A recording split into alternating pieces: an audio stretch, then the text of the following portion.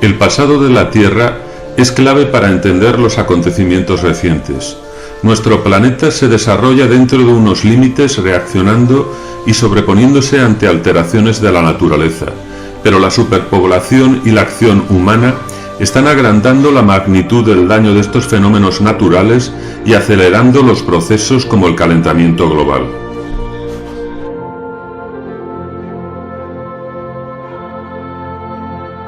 En los últimos años, la alarma social se dispara cada vez que una catástrofe natural tiene lugar en cualquier parte del mundo.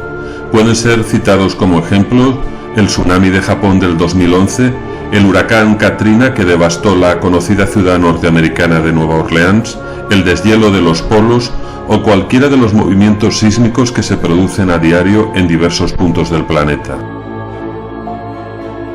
Entonces, la pregunta que debemos contestarnos es ¿hasta qué punto somos nosotros partícipes de esta alteración ambiental? ¿Se debe a nuestra presencia en la Tierra y a nuestro abuso sobre el medio natural? ¿O si no estuviésemos aquí ocurriría algo similar? Toda historia tiene un principio que para hablar de su desenlace debemos conocer. Nosotros no podemos entender los problemas de nuestro planeta sin tener una idea base de cómo se originó. En la actualidad, el origen del universo sigue siendo tema de estudio mediante diversas teorías establecidas.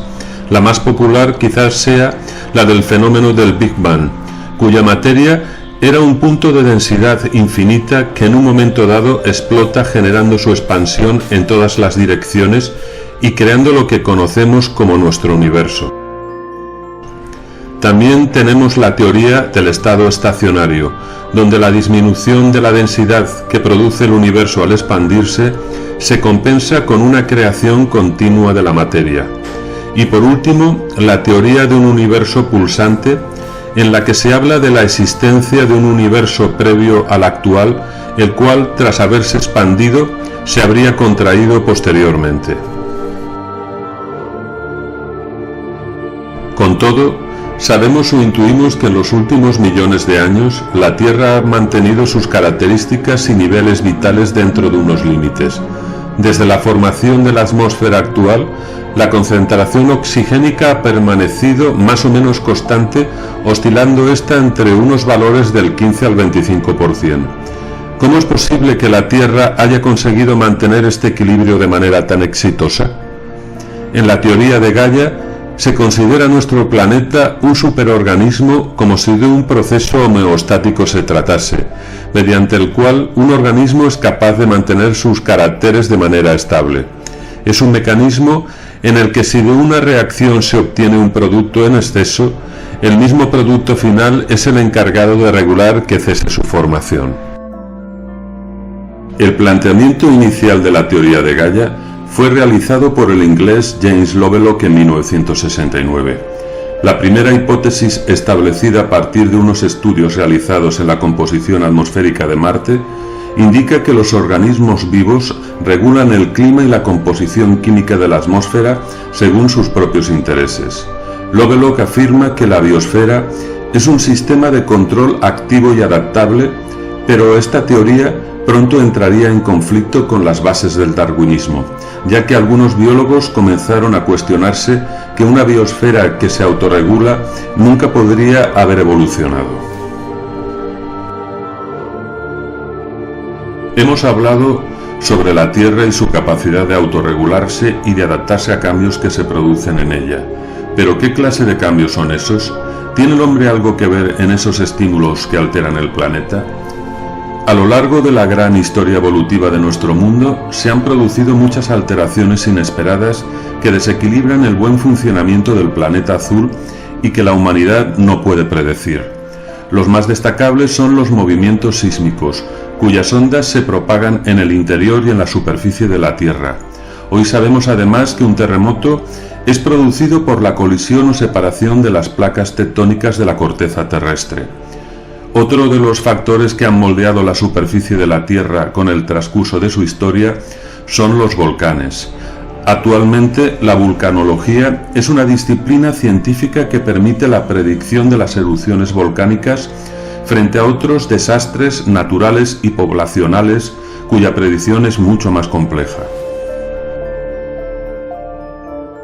Por otro lado, día a día nos enfrentamos a la invasión de fragmentos no planetarios que circulan por nuestro sistema solar y que llegan hasta el campo gravitatorio de nuestro planeta. No somos conscientes de la mayor parte de ellos debido a que su entrada en el campo gravitatorio hace que los restos de materia sólida lo atraviesen a grandes velocidades y en la mayor parte de las veces acaben por fundirse. Lo que no quiere decir que el impacto de meteoritos contra la Tierra sea imposible, sino simplemente es poco probable. Entonces, fenómenos como los citados han ayudado al moldeo de la Tierra como el planeta que conocemos, con una superficie irregular debido a los impactos de los meteoritos o a los desplazamientos de la Tierra.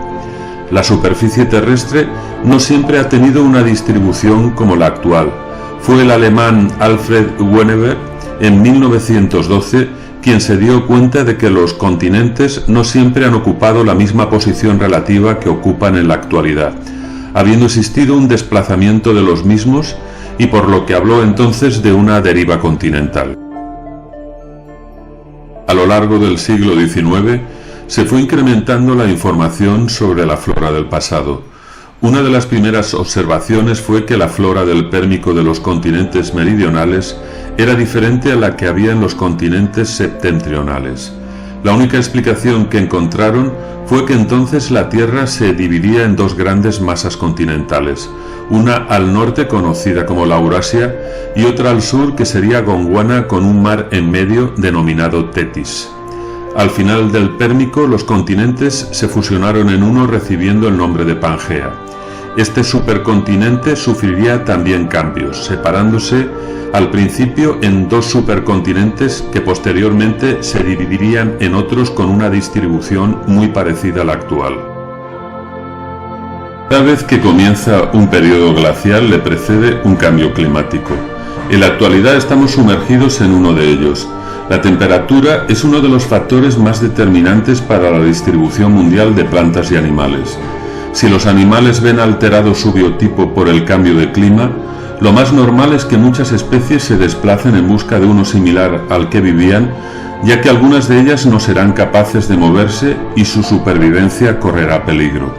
Solo tenemos que ver los efectos de la última edad de hielo, donde muchas especies del hemisferio norte emigraron al sur en busca de climas más favorables. Estos cambios no se han producido de un día para otro, sino que es un proceso lento donde la actividad del hombre puede ser responsable de su aceleración. Llamamos cambio climático a todas aquellas modificaciones del clima, cambios en la temperatura, precipitaciones, deshielo de los polos, etc. Estos procesos se deben tanto a causas naturales como a la acción del hombre. La Convención Marco de las Naciones Unidas sobre el Cambio Climático citó este término para referirse al producido por culpa de la acción humana. Y la realidad es que si entendemos la Tierra como un superorganismo en el que habitamos, nosotros también tenemos que ser responsables de cuidarla y no dejar que enferme, porque esto no haría más que perjudicarnos.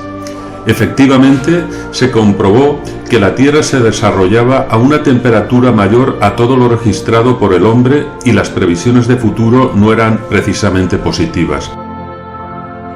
Si seguíamos con un desarrollo mundial como el producido hasta entonces, en unos 100 años alcanzaríamos las temperaturas más elevadas de la Tierra en los últimos 2 milenios, acelerando el deshielo de los polos y sumergiendo bajo las aguas ciudades costeras como Hong Kong, Sydney o New York. El problema radica en que la atmósfera actual no es suficientemente transparente y limpia como lo era antes. Encontramos que está verdaderamente afectada por poluciones que impiden el funcionamiento natural de la regulación de la temperatura de la Tierra. Este vertido excesivo de gases como el dióxido de carbono, el metano o productos industriales es el responsable de que veamos aumentos de la desertificación planetaria y un retroceso de los casquetes polares o las temperaturas inesperadas en ciertas regiones del planeta. La sociedad mundial decidió tomar parte en la detección de este cambio climático. El Protocolo de Kioto es un acuerdo internacional para reducir la emisión de gases que se firmó en 1997. La propuesta planteada era reducir la emisión de gases contaminantes a la atmósfera en un 5% con respecto a la que se producía en 1990. A esto se añade que el gran crecimiento demográfico del siglo pasado hace que diversos puntos del planeta se encuentren superpoblados. En el modelo de crecimiento propuesto por Malthus ya se observaba que los recursos naturales crecían de forma logarítmica, mientras que la población sufría un crecimiento geométrico, llegando a un punto en que la población superaba los recursos disponibles. Es muchas veces el mirar exclusivamente al presente y al día a día el que nos hace incapaces de apreciar que en algún momento futuro las cosas serán distintas, puede que tan diferentes como lo fueron en el pasado. Puede que pensemos que tenemos la sartén por el mango, pero la Tierra es la que dictaminará la última palabra sobre su futuro. Nos damos cuenta de que el incesante afán por mejorar nuestro nivel de vida puede acelerar o alterar estos procesos naturales, ya que nos hemos habituado a vivir a un nivel tecnológico y a la vez contaminante que ha conseguido en poco tiempo dañar la capa de ozono que tantos millones de años tardó en formarse. La clave radica en desarrollar fuentes de energía que no sean tan perjudiciales para el medio ambiente e intentar aprovechar los recursos naturales siempre que podamos. Quizás todo ello no frene este cambio climático, porque como hemos visto no es algo que ocurre por primera vez en la Tierra, pero podría ser que el día en el que nuestro clima sea distinto esté aún muy lejos.